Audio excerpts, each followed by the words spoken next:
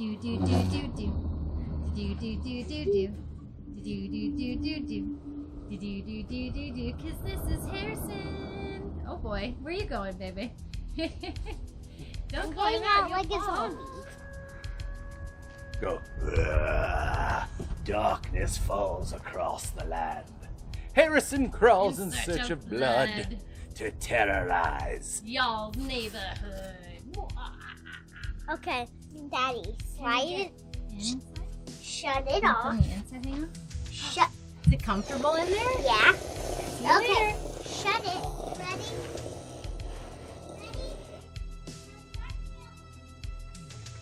Action.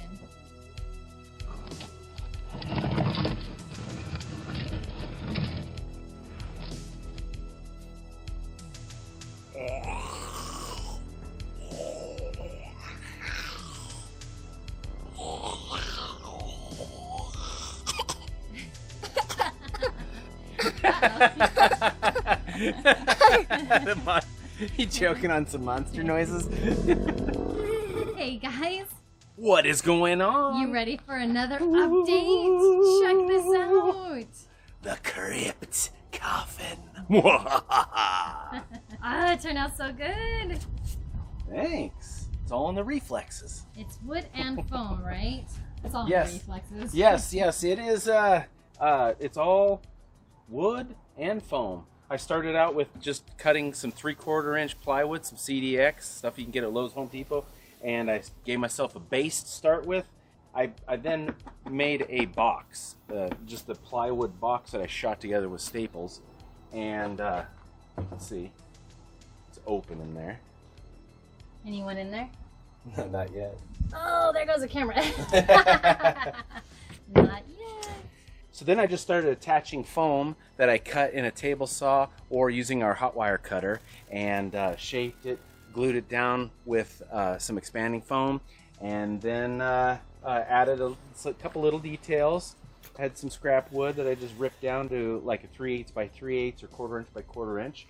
We had some dowel, some closet rod dowel that I just cut 100,000 times and shot those on to give it a little extra detail. Just so you guys know, from this detail up, I was kind of inspired and wanted to recreate the crypt from Thriller. In Michael Jackson's Thriller, when they walk by the graveyard, a guy comes out, he's like, and he's crawling out of one of those things. That one's a lot bigger, obviously. This one's miniature. Size. Yeah, this one's Harrison size.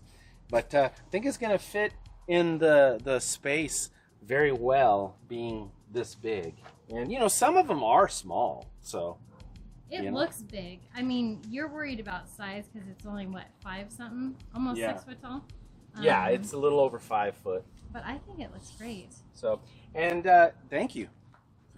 You're just so used to making everything gigantic. I know. it doesn't feel right unless it's Massive? yeah. So in the last couple videos of the mausoleum, we weren't able to say anything yet, but this stuff is gonna be at the Winchester Mansion. That's right. We're building for them this year, you guys. We are not doing our home haunt, but we are haunting the Winchester Mansion, which is so, so cool. Yeah. And it's going to be a lot different than it has been in the past. That's right. It's actually going to be like a haunt. Yeah. So we were super pumped when they contacted us and said, you got to build for our haunt this year. And we said, absolutely. So we have a ton of stuff, and we'll reveal more as the month goes on. But we're letting you guys in on the secret now because they just announced it today at Midsummer Scream. So the cat's out of the bag. And if you guys are going to San Jose for the Winchester's Halloween event this year, please let us know. Hey, tag us and see what you. Yeah, let us know what you think. One of the things in the last few years, we have always been so busy in October, so we actually haven't been able to home haunt just because we've been busy building Halloween for other people, which is not a bad thing. It's not a bad thing. It's just different. So a lot of times, by the time we get everything done, we've got like a couple weeks where we can work on our decorations. But we still plan. We have some plans for this year, right, Gina? We'll see if we can get them done. We got. We may be burned out by the time. But I mean, how cool, you guys. We get to build a haunt for the Winchester Mansion, so we're super stoked about that. I mean, what cooler house could you haunt, right? That's right. Anyway, another detail though that I wanted to add to this one was a lot of the pictures from real monuments and tombstones and crypts and stuff.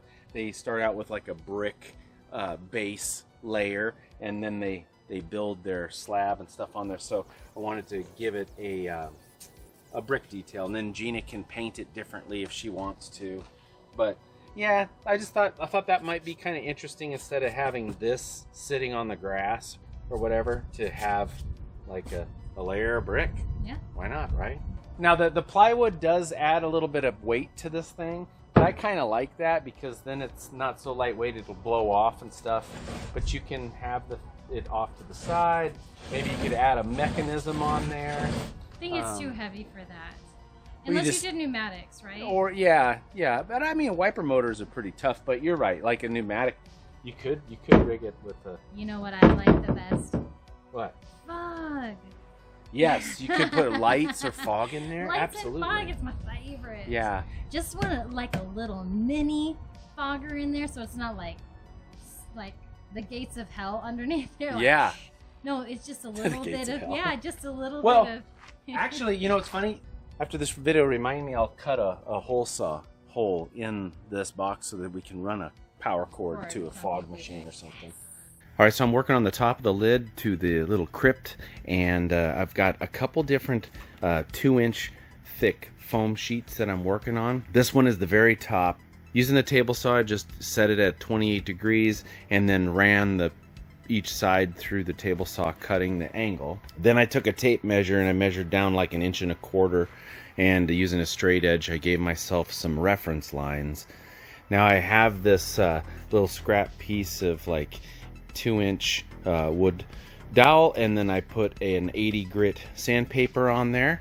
And what I'm doing is I'm just carefully staying within my lines, and I'm giving myself a curved contour, and I'm gonna go do that all the way around, and then I'm gonna shape this side going the other direction. It's a real easy technique to do, and it'll give you that crown molding look instead of just being a straight angle.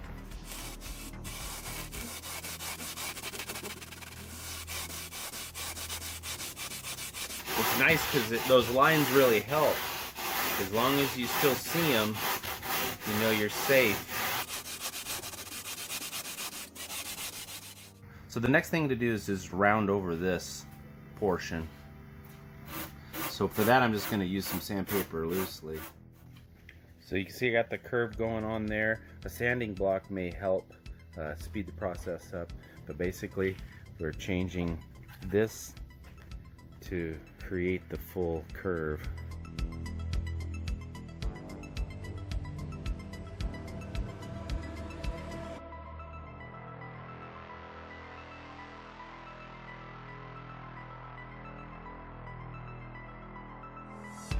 The last thing that I did is I just added a few different ding marks, like where it would have gotten chipped up over the year.